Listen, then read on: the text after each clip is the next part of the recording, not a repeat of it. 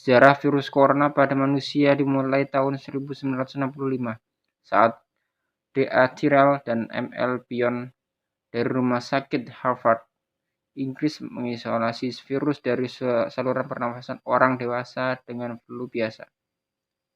Pada waktu bersamaan dan setelah itu, para peneliti lain mendapatkan virus-virus dengan karakteristik mirip dari orang-orang yang kena flu.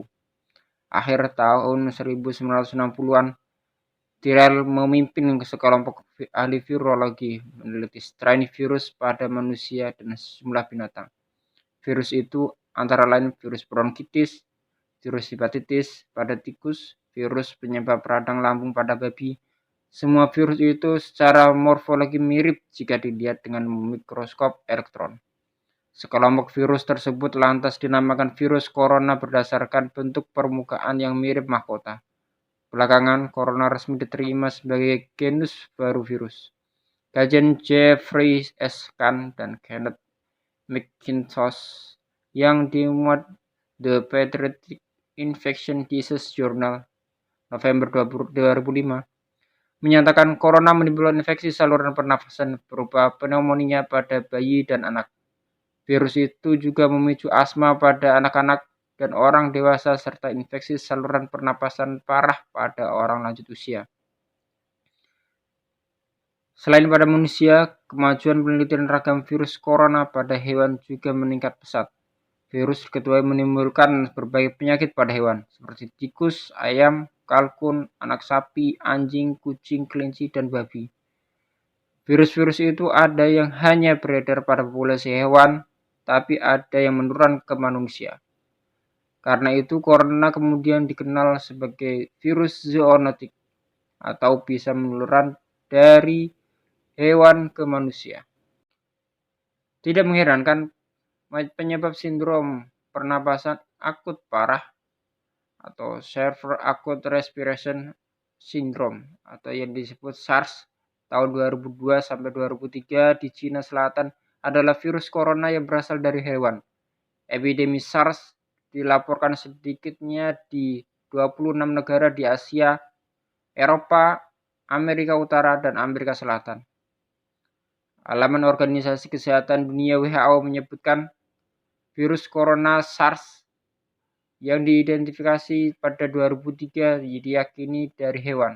Sumbernya diperkirakan dari kelelawar yang menular ke luwak, lantas menginfeksi manusia pertama kali di provinsi Guangdong, Cina pada tahun 2002. Gejala SARS mirip influenza, seperti demam, menggigil, lemah, nyeri otot, sakit kepala, batuk kering, napas pendek, dan diare tampak pada minggu pertama dan kedua.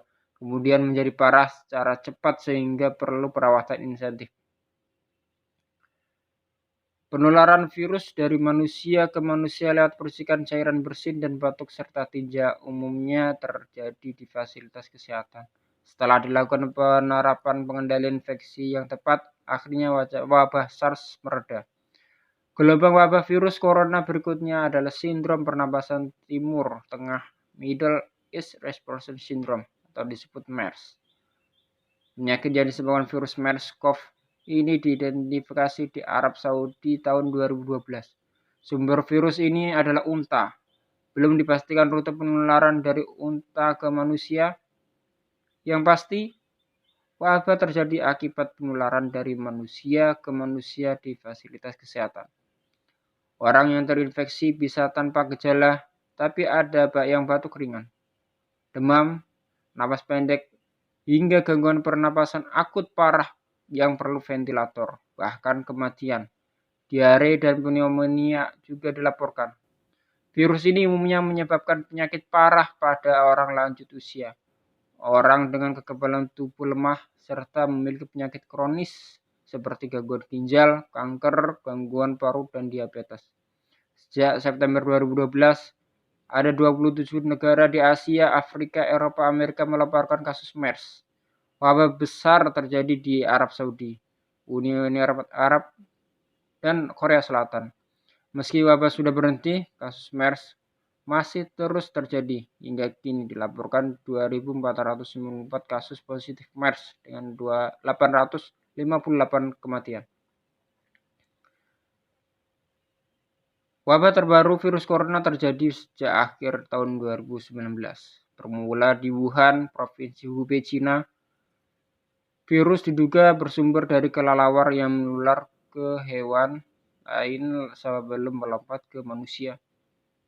Meski bentuknya mirip, virus ini memiliki perbedaan karakter sehingga dinamakan SARS-CoV-2 yang menyebabkan COVID-19, penyakit akibat virus corona tahun 2019.